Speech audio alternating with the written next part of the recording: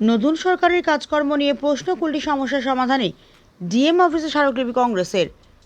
রাজ্য সরকার পরিবর্তনের পরেও সাধারণ মানুষের সমস্যার সমাধান না হওয়ায় ক্ষোভ প্রকাশ করল কুলটি ব্লক কংগ্রেস। বৃহস্পতিবার কুলটি বিধানসভার একাধিক জনস্বার্থমূলক দাবি ও সমস্যার সমাধানের দাবিতে জেলা শাসকের দপ্তরে স্মারকলিপি জমা দেন কুলটি ব্লক কংগ্রেস সভাপতি সুকান্ত দাস। স্মারকলিপি জমা দেওয়ার পর সুকান্ত দাস অভিযোগ করেন, বিরোধী অবস্থায় বর্তমান সরকার যে প্রতিশ্রুতি দিয়েছিল ক্ষমতায় আসার পর তার বাস্তব প্রতিফলন দেখা যাচ্ছে না। বিভিন্ন সরকারি প্রকল্পের নিয়ম ও শর্ত বারবার পরিবর্তন হওয়ায় সাধারণ মানুষের মধ্যে বিভ্রান্তি তৈরি হয়েছে বলেও দাবি করেন তিনি। কংগ্রেস নেতার অভিযোগ, কুলটি এলাকায় দীর্ঘদিন ধরে উল্লেখযোগ্য উন্নয়নের অভাব রয়েছে। সরকার পরিবর্তনের পরে এলাকার মানুষ নানা নাগরিক সমস্যার সম্মুখীন হচ্ছেন। বহু ওয়ার্ডে জনপ্রতিনিধিদের দেখা মিলছে না বলে অভিযোগ তুলে তিনি বলেন, কাউন্সিলরদের অনুপস্থিতির কারণে সাধারণ মানুষ প্রয়োজনীয় পরিষেবা থেকে বঞ্চিত হচ্ছেন। এমনকি বিভিন্ন নথিপত্র স্বাক্ষর না পাওয়ায় ছাত্র যুবকদের সমস্যায় পড়তে হচ্ছে।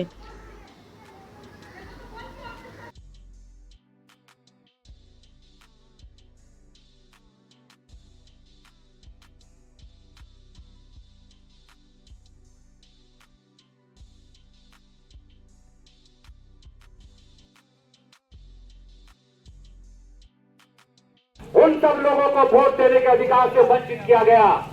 अंडर एजुकेटेड की जांच हो रही है, उनकी पड़ताल हो रही है। जितना जल्द होगा ये हम लोग बता देंगे। डीएम साहब के साथ जब हम लोग मीटिंग में बैठते थे, हम लोगों ने ये सवाल किया था डीएम साहब से, तथ्य जो है वो जनता के सामने आ जानी चाहिए थी। तब डीएम साहब ने कहा था हमारी कोशिश बरकरार है, इलेक्शन कमीशन की तरफ से हो इन लोगों का वोटों का अधिकार जो है प्राप्त होना चाहिए।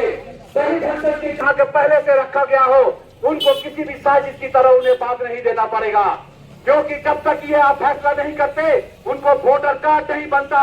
वोटर कार्ड नहीं बनने से কি কর্মসূচি রয়েছে আপনাদের? আপনারা দেখুন, নতুন সরকার হয়েছে, যে বিরোধী ছিল এক সময় সে আর সরকারের গদিতে বসেছেন এবং তিনি যখন বিরোধীতে ছিলেন তিনি অনেক কিছু বলেছিলেন সেই সময়কার সরকারের বিরুদ্ধে। আমরা তারপরে দেখতে পাচ্ছি কিন্তু তার কোনো কর্মই হচ্ছে না, কোনো কাজকর্মই হচ্ছে না। উনি প্রত্যেক দিন সকাল বিকাল প্রেস কনফারেন্স করছেন এবং আধিকারিক উচ্চ আধিকারিকদের সঙ্গে বসছেন, সকালে এক কথা বলছেন, বিকেলে সেটা আবার পাল্টে যাচ্ছে। সেটা আমরা অন্নপূর্ণা যোজনার মাধ্যমে দেখেছি। 12 পাতায় এক কথা বলে সকালে, তারপর আর এক কথা। এখন বলছে সরকারি যারা স্কুলে পড়ছেন না, সরকারি সুবিধা নিচ্ছেন কিনা, তবে সরকারি সুবিধাগুলো পাবেন। করোনা ভ্যাকসিন নিয়েছেন কিনা, তবে আপনি অন্নপূর্ণা যোজনা পাবেন। তো যাই হোক, এই সরকার আসার পরে মানুষের যে একটা বিভ্রান্তি তৈরি হয়েছে, এবং আমি কুলটি ব্লক সভাপতি, কুলটি ব্লক কংগ্রেসের সভাপতি, এবং কুলটি বিধানসভার জন্য আমরা আজকে ডিএম অফিসে এসেছি যে কুলটিতে বিগত 15 বছর সরকারে কোনো কিছু উন্নয়ন ঘটেনি। এখনো দেখা যাচ্ছে এবার সরকার পরিবর্তন হওয়ার পর কি হয়েছে না, কাউন্সিলররা যারা ছিল তৃণমূলে তাদেরকে রাস্তায় বা ঘাটে দেখা যাচ্ছে না, ওয়ার্ডে দেখতে পাওয়া যাচ্ছে না। তার ফলে কি হচ্ছে, জনজীবনে প্রবলেম হচ্ছে, জনগণের মানুষের অসুবিধায় পড়তে হচ্ছে। কারণ কাউন্সিলরের যে কাজকর্মগুলি, যেগুলি লোকাল সুবিধা পাওয়া উচিত ওয়ার্ডের মানুষদেরকে, তারা সেই সুবিধা থেকে বঞ্চিত হচ্ছে। যেমন আপনার ক্লিনিক ব্যবস্থা থেকে বঞ্চিত হচ্ছে। একটা পেপারসে কাউন্সিলর যে সই লাগে, সে কাউন্সিলরকে পাওয়া যাচ্ছে না, সেই সইগুলো হচ্ছে না। সেই ছাত্র হোক যুব হোক, তাদের কাজকর্মগুলো আটকে যাচ্ছে এই কারণে। এবং আমাদের কুলটিতে জলের সমস্যা রয়ে গেছে। আজকে জল প্রকল্প কংগ্রেসের আমল থেকে 233 কোটি টাকার 133 কোটি টাকা জল প্রকল্প রিটার্ন হয়ে যায়, তারপর বিজেপির আমলে 233, সেটাও আর হয় না।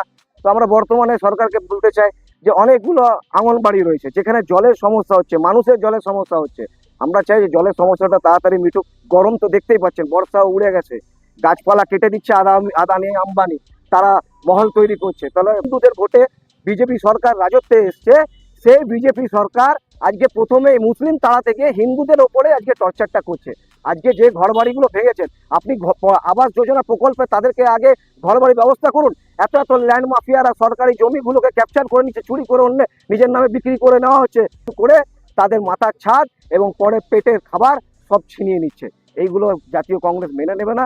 এইসবের বিরুদ্ধে আজকে বর্তমানে আমরা ডিএম সাহেবের কাছে এসে একটা ডেপুটেশন দিচ্ছি।